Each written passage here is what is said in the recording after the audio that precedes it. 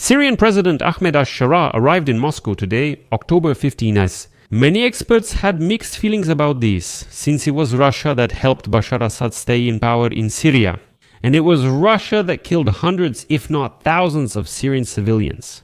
Russia simply needs to be driven out of this country, but according to Syrian authorities, the president of Syria plans to discuss two key issues in Moscow: the extradition of former Syrian leader Bashar Assad, whom the new authorities want to hold accountable for crimes, as well as the issue of the continued presence of Russian troops at the bases in Tartus and Khmeimim. And this also raises questions, since Turkey has actually taken control over Syria, and it is not at all interested in letting the Russians maintain their military presence in Syria. But the funniest thing is that today was supposed to be the day of a large-scale Russian-Arab summit in Moscow, which the reasonable leaders of the Arab world simply refused to attend. It will be limited to just a meeting between Putin and Ash-Sharaa. So why did the president of Syria really come to Russia? Let's find out in this episode. I'm Alexei Pichi. Today is October 15th. And before we start this episode, I want to ask you to subscribe to this YouTube channel, give it a like, and please write a detailed comment under this episode. This really helps promote the video on YouTube. I urge you to subscribe to my Telegram channel, Pichi News. Here is the link to it. And if you want to support the work of this YouTube channel financially, you can do so with any kind of donation by using the links and payment details in the description of this video. It says there, support the channel Alexei Pichi. Then choose any support option that's convenient for you. I will be grateful for any support you give to this YouTube channel.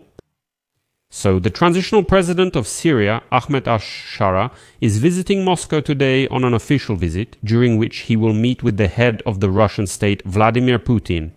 This is Ash-Sharaa's first visit to Russia since former Syrian President Bashar Assad fled to Russia after his regime was overthrown in December of last year.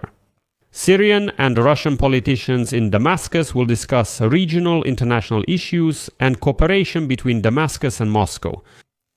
In fact, this is not just some separate visit. So, the Syrian president is not going to Moscow.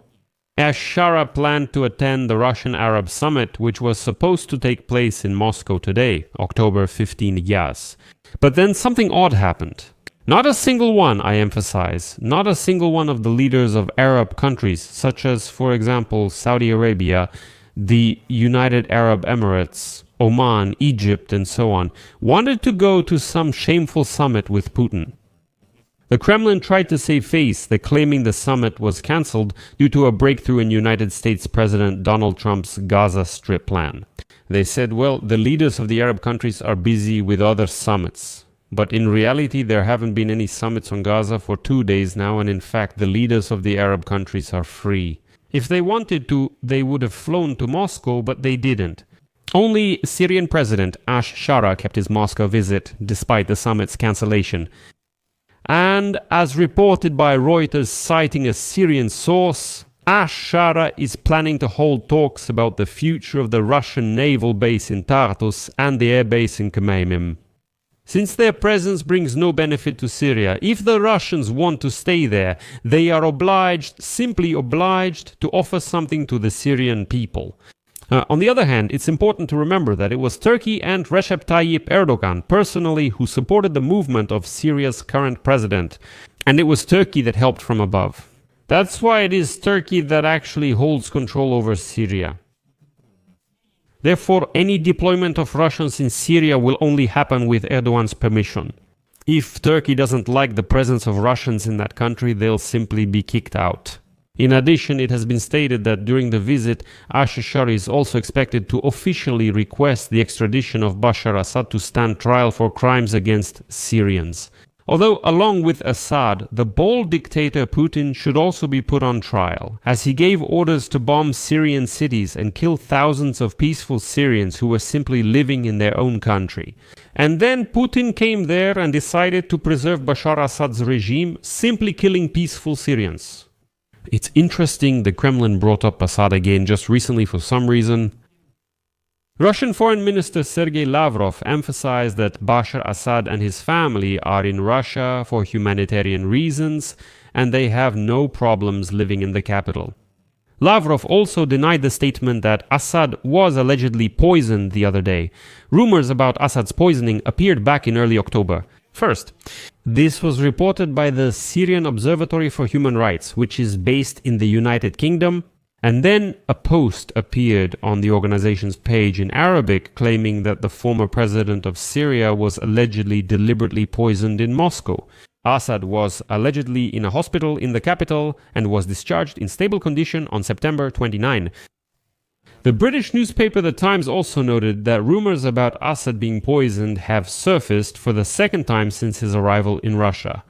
But notably, during this time, Assad has not appeared in public even once and still remains out of sight.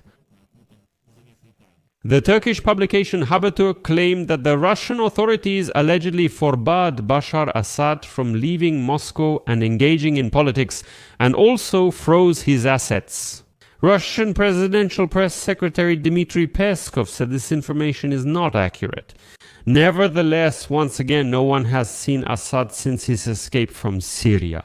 Moscow is now trying to build ties with Syria's new authorities. And the leader who seized power in Syria from the Islamist group Hayat Tahrir al-Sham and the head of the transitional government, Ahmed Ash-Sharaa, was declared the president of this country in January. He will lead the country during the transitional government's term. And according to Ash-Sharaa himself, after the transitional period, elections will be held and a permanent government of Syria will be formed. By the way, Ash-Sharaa doesn't specify how long this transitional period might last. Ash-Sharaa will also create a temporary legislative council to operate until a new constitution is adopted. And now Moscow is trying to establish some kind of relations with the new authorities in Syria. But what the current regime of Vladimir Putin can offer Syria is unknown.